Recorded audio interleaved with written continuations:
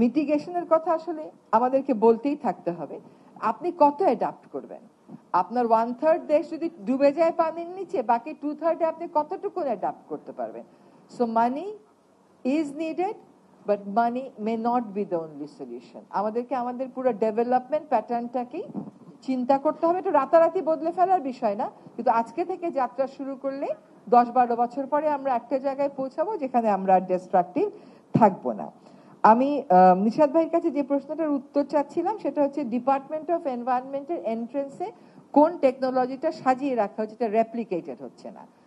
আসলে ওটা আমার মনে পড়তেছে না, তবে এটাও ঠিক, মানে সরকারের হয় কি, আমাদের ধরেন 400 কোটি টাকা থাকে ইমার্জেন্সির জন্য, কারণ নদী কখন কোন দিকে ভাঙবে তো বুঝতে পারে না। তো এই 400 কোটি টাকা দিয়ে বালুর বস্তা ফেলে ফেলে দেয়। এবার আমরা একটা কাজ করেছি যে প্রত্যেকটা জায়গায় যেখানে বালুর বস্তা ফেলেছে প্রায় প্রতিটা জায়গায় স্থানীয় একজন লোককে দিয়ে দিয়েছি, এবং স্থানীয় মানুষেরা নিজেরা ওজনের মেশিন নিয়ে গেছে যে বালুর বস্তায় আসলে ওই পরিমাণ বালু আছে কিনা। আমি আমার ওয়াটার ডেভেলপমেন্ট বোর্ডে, যেটার সাথে নিশাদ ভাইরা অনেকদিন জড়িত ছিলেন, সেখানে আমি এমন কোনো রিটার্ন প্রপোজাল বা কিছু দেখি নাই যে বালুর বস্তা না ফেলে আরেকটু কস্ট এফেক্টিভ ওয়েতে, আরেকটু এফিশিয়েন্ট ওয়েতে কিভাবে করা যায়। আমি কথা বলেছি, এমনকি নৌবাহিনীর সাথেও কথা বলেছি। যদি আপনাদের কাছে কোনো সাজেশন থাকে যে প্রতি বছরই 400 কোটি বালুর বস্তা না ফেলে ওটাকে একটু বাজেট বাড়িয়ে 550 বা 600 কোটিতে করলে আরেকটু টেকসই করা যায়, তাহলে আমাকে একটু জানালে আমি খুবই বাধিত হব। লাস্ট কথাটা একটু বলি, আমি ক্লাইমেট চেঞ্জে কপ কনফারেন্সে ওখানে যাওয়াটা খুব জরুরি, টু এঙ্গেজ, ওই নেটওয়ার্কটা থাকা দরকার। কিন্তু প্রতিবারই যখন যাই একটা করে নতুন শব্দ ধরায় দেয়, ওই নতুন শব্দ, ওইটার আবার ব্যাখ্যা বাইর করতে হয়, ওইটার আবার গ্রহণযোগ্য ডেফিনেশন বাইর করতে হয়। তো ক্লাইমেট ফিন্যান্সের ডেফিনেশন কি তর্ক করতে করতে বললেন না, তাহলে এরকম করে আসতে পারবে না।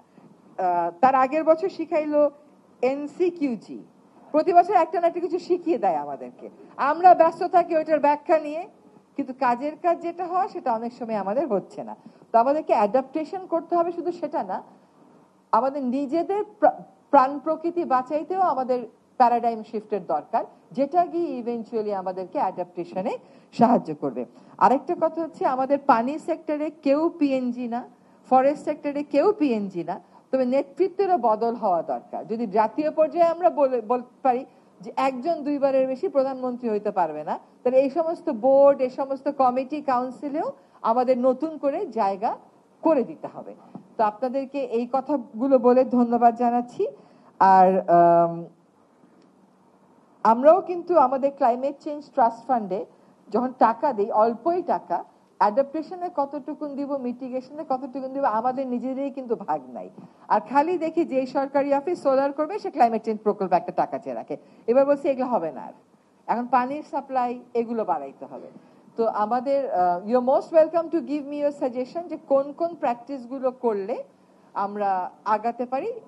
কতগুলোর উদাহরণ তো আমি দিলাম, যেমন গ্রিন বিল্ডিং এর আমরা একটা মডেল করব, সরকারি অফিসগুলো আমরা রিনিউয়েবল করব, কিন্তু আর কি করা যায় যেটা আমাদের নিজেদের সামর্থ্যের মধ্যে, আমাকে যদি একটু লিখিত জানান, হোয়াটসঅ্যাপে জানান, আমি বাধিত হব। ধন্যবাদ।